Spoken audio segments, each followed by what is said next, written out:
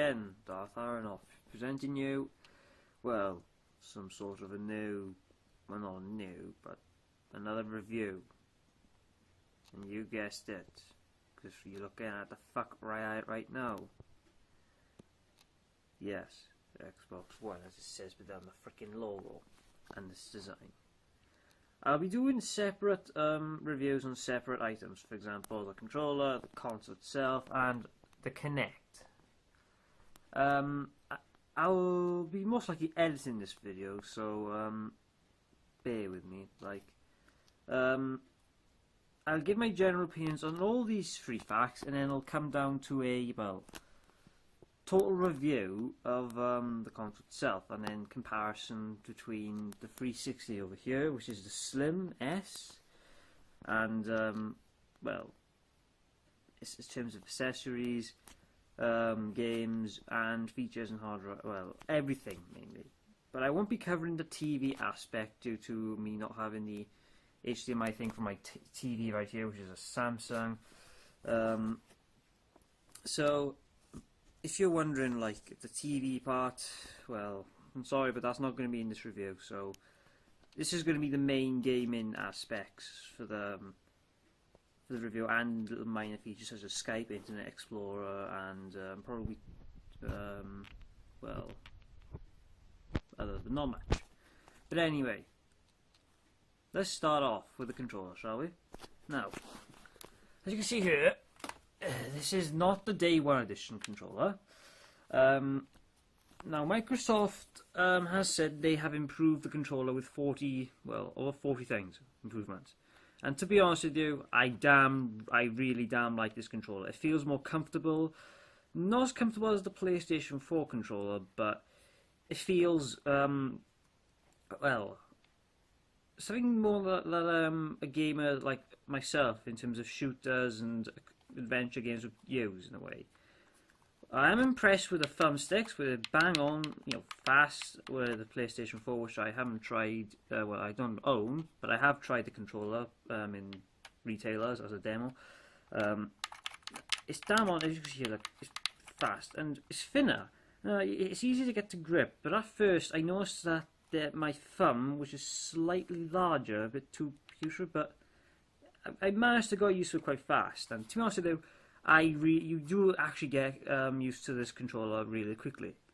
In terms of the buttons over here, which is the traditional A, B, Y, X on the side, which is the colours, they're slightly larger than the 360s, but there's no major difference in terms of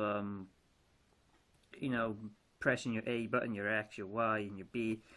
It just feels like the same you was on the 360, but I do feel it's slightly harder to press down, which is not a major issue, but it will be an issue if you're a kid and all that.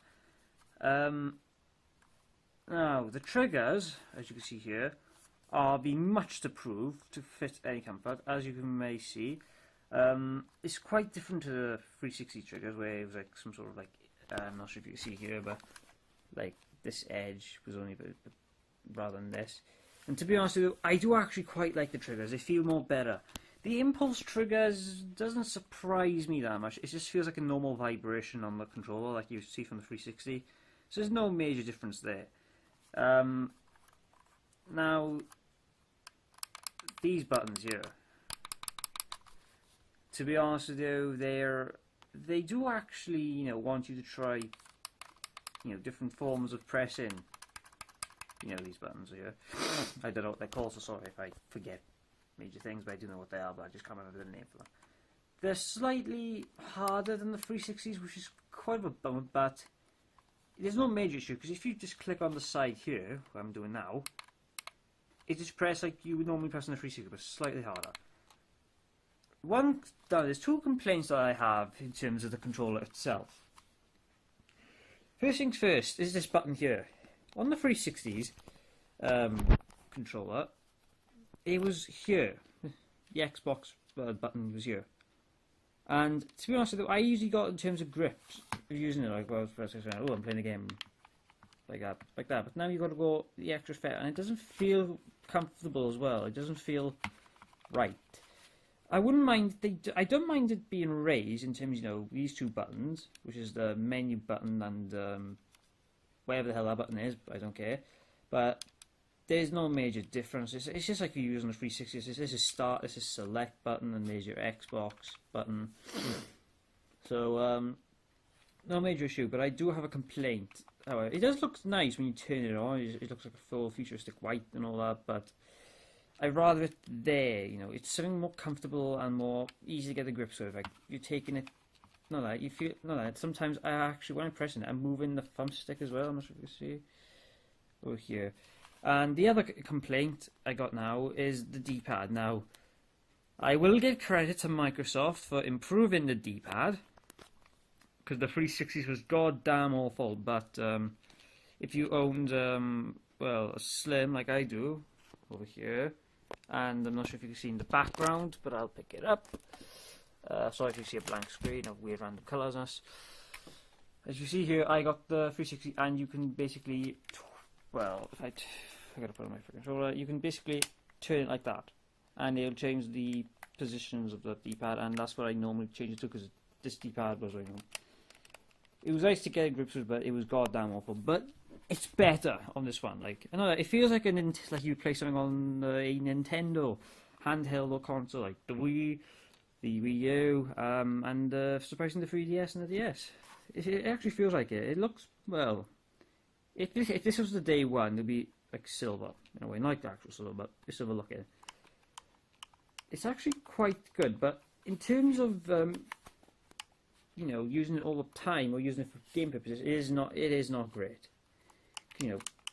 Like I wouldn't mind. I like it. Just pressing it once, it'll just go there. It's fine. It's just not better. I wish they could have improved certain aspects of the D-pad, but there's no major complaint about that, mainly. Anyway, in terms of getting used to the controller, I do reckon it's better than the 360s, but it's not. It's something something that I'd be comfortable all the time with in terms of grip and pressing buttons. Like I don't think I'll easily get used to pressing buttons on here for quite a long time. The triggers, however, they're gorgeous in a way, but the impulse triggers they've added in doesn't add something new, especially when you're playing a shooter. So, well then, that's the end of the controller. Now let's go down to the Kinect. As you may see, I did say I'll edit the video, and in which I have. So here is the new Kinect, or Kinect 2.0 as I like to call it. And to be honest with you, it's damn better than the original Xbox 360's Kinect. It improves on everything in terms of game chat, because I've used certain applications like Skype and a bit of gaming with the Kinect, and it does sound, better. It does, but I may not use it in terms of game chat or party chat. I'll obviously use a headset, for goodness sakes. Obviously, if you're a gamer, you're obviously going to use a headset. In terms of aspects like Skype and all that, it is actually quite useful, I do like where the Kinect kind of follows you around, but it doesn't, it follows you, zooms in on you randomly. I don't like it zooming in on me all the time. I just rather zoom in case I'm far away. And when I had with two people, it doesn't seem right. It doesn't seem to focus on what aspect. But I do know when you're there's two people close to it, it zooms far out. In terms of getting used to the Kinect, I do find it useful this time, and the fucking, that piece of shit, which I never use ever again. In terms of using the Xbox OS now, saying if you want to switch from an application or to a game, to the home menu, to Skype, using your voice, it does feel natural and great in a way. It's not all that great though. Sometimes I had to speak louder at it to get, for example, you say Xbox, go to Skype and all that. I just sound like a freak, fucking idiot, like an American would say that at the moment. But It doesn't. It does it. It doesn't do it all the time though. And when Microsoft said you can do it fast, I have noticed you can do it fast. We have to speak right loud, and I wish the Kinect can detect quieter voices. In terms of gaming, there's no major difference between the Kinect 1 and the Kinect 2.0 in terms of gaming. To be honest with you, I do reckon motion gaming, it's never been that great, but it's great for fun exercise like the Wii. In which, in fact, I do enjoy the Wii, but in terms of hardcore gaming, no. But in terms of casual gaming, or just want to, chill out, play a fun game with your friends or family, I would recommend motion gaming for the Wii. But however, this does, I would recommend using this, even though if you don't want to use it, that's fine in terms of everything. But if you're going to swap through a lot of applications when you're gaming, I would recommend using the Kinect this time. And when I was in the unboxing, I thought it was going to be that horrible, but it seems I take that step back. But it is horrible in terms of motion gaming. What I don't like about it, it has a creepy design if you look at it, mostly. Like, I know that if you can compare that Kinect, it just feels like, you can easily put it onto grips on the top of your TV, but with this one, it feels more complicated, and obviously it's going to be slightly larger. The exhaust fans here, like, I have no complaint about the design, but it just looks like a creepy design. But I do like, the the blackness they've added onto the Kinect as well. And when you plug the Kinect into your Xbox One over here, like normally you see that this Xbox logo on there mainly, that'll also glow white, and it really looks so nice. But to be honest with you, if you're a gamer like me who wants to swap between applications just using your voice or recording your applications with the new Upload Studio, then I would recommend this. But if you're like a die-hard hardcore gamer and you just want to play the game, then you wouldn't use this software. But if you want to record something with it, I wouldn't mind it. But you can still plug it in if you want it and record. But I would recommend it. It's actually better this time. But I wouldn't use it in terms of gaming.